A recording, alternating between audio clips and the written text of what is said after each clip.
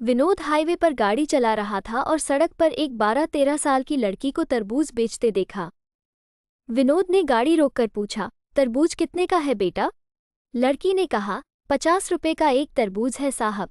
विनोद की पत्नी ने मोलभाव किया और लड़की से कहा, 30 रुपये का एक देना है तो दो वरना रहने दो।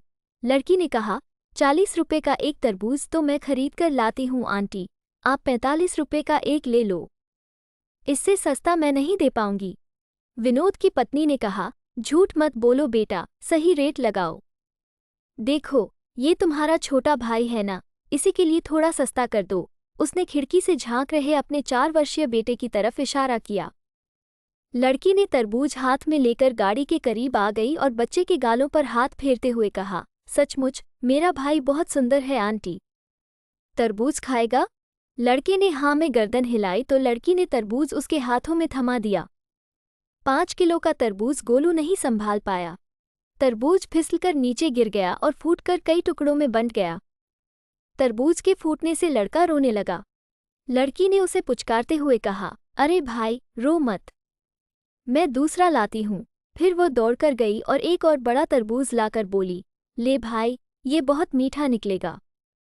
विनोद की पत्नी ने कहा, जो तरबूज फूटा है मैं उसके पैसे नहीं दूंगी।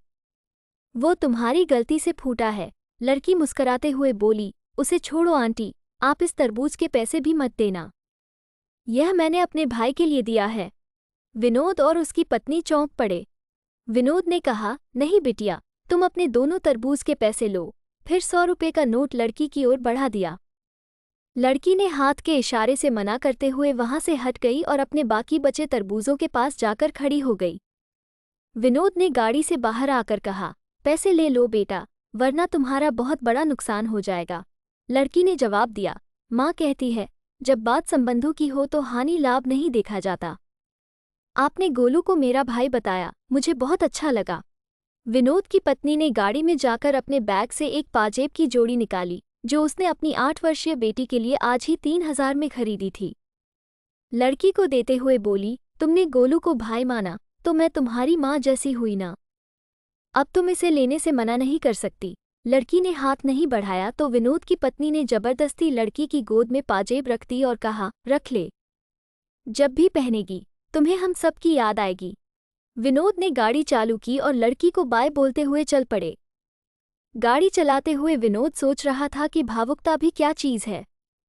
कुछ देर पहले उसकी पत्नी 10-20 रुपये बचाने के लिए मोलभाव कर रही थी और अब इतनी बदल गई कि उसने 3000 रुपये की पाजेब दे दी। फिर अचानक विनोद को लड़की की बात याद आई, संबंधों में हानि लाभ नहीं देखा जाता। विनोद का प्रॉपर्टी विवाद को लेकर अपने बड़े भाई से कोर्ट में मुकदमा चल रहा था। उसने तुरंत अपने बड़े भाई को फ़ोन मिलाया और कहा, भैया, मैं विनोद बोल रहा हूँ। भाई ने पूछा, फ़ोन क्यों किया? विनोद ने कहा, भैया, आप वो मुख्य बाजार वाली दुकान ले लो, मेरे लिए मंडी वाली छोड़ दो और वो बड़ा प्लॉट भी आप ले लो, मैं छोटा वाला ले लूँगा। मैं कल ही मुकदमा वापस ले रहा हूँ। फिर बड़े भाई ने कहा, इससे तो तुम्हें बहुत नुकसान हो जाएगा छोटे। विनोद ने जवाब दिया, भैया, आज मुझे समझ में आ गया है कि संबंधों में हानि लाभ नहीं देखा जाता, एक दूसरे की खुशी देखी जाती है। उधर से काफी देर तक कोई आवाज नहीं आई। विनोद को बड़े भाई की रोने की आवाज सुनाई दी। विनोद ने पूछा, रो रहे हो क्या भैया? बड़े भाई ने कहा, इतने प्यार से पहले बात करता तो सब कुछ मैं तुझे दे देता। अब घर आ जा, दोनों प्रेम से बैठकर बंटवारा करेंगे। इतनी बड़ी कड़वाहट कुछ मीठे बोल बोलते ही न जाने कहाँ चली गई थी। कल जो 1-1 इंच जमीन के लिए लड़ रहे थे, वे आज भाई को सब कुछ देने के लिए तैयार हो गए थे। कहानी का मर्म, त्याग की भावना रखिए। अगर हमेशा देने को तत्पर रहोगे तो लेने वाले का भी हृदय परिवर्तन हो जाएगा। याद रखें, संबंधों में हानि लाभ नहीं देखा जाता, अपनों को निकट रखने के लिए अपना अधिकार भी छोड़ना पड़ता है।